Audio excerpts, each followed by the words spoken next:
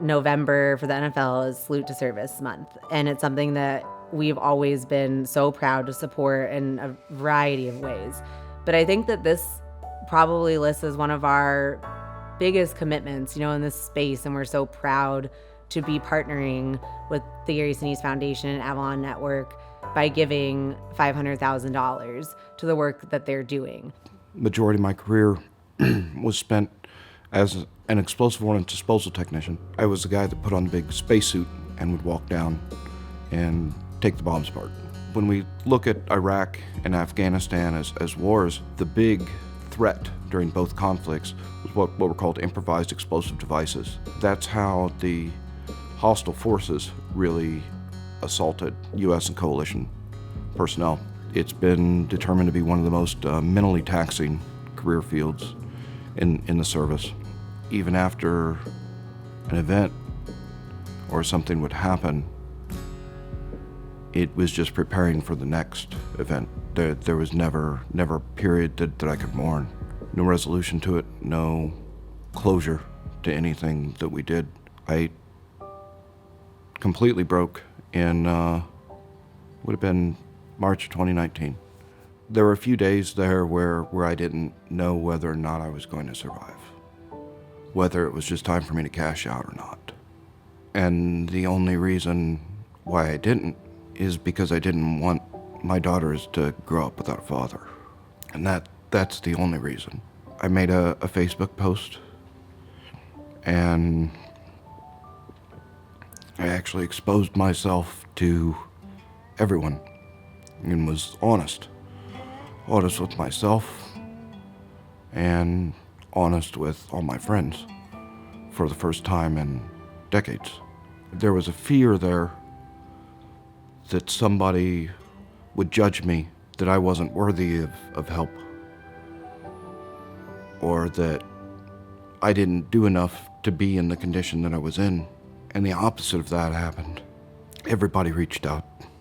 The support that I got from my friends and family when I finally reached out, when I finally made that decision that it was okay to ask for help, it helped me survive that period in time. My old roommate from EOD school called me on the phone, and he got me in touch with Kinfolk and Boulder Crest Warrior Path program.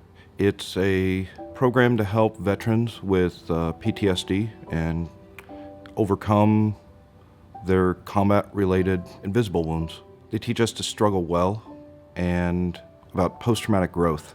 And I started learning that these 6 other men, these 6 other warriors that I was with, they were exactly the same as I was. We had the same problems. We had the same thoughts. We had the same fears. One of the things I realized after I completed Warrior Path was the impact that I had had on my family. It's nice when your 8-year-old doesn't worry about daddy just being angry all the time. I find myself smiling, which is something that I really didn't do for a decade. I still talk to the 6 other men that I went through Warrior Path with frequently, and we're always going to be here for each other. What impacted me so much when I watched Matthew so vulnerably share his story was that he really, without saying it, referenced that stigma that exists. And to just put it out there in a public venue on Facebook like that, how stigma crushing that is, in a way, to just finally just say, this is it. This is how I'm feeling. And almost like a last resort for him in that sense. And that moment, you can see him even remember the feeling he had. It gave me goosebumps to see him remember that feeling of people responding positively or even responding at all. I think he thought no one will even care. It'll just go by their feed and it won't even matter. And the fact that so many people did say something and did care, even in that instant, changed his outlook on what he wanted to do with his life. And I think that was so beautiful, and I think speaks to what we're trying to do with Kicking the Stigma and what can be done when that shame is removed from the conversation.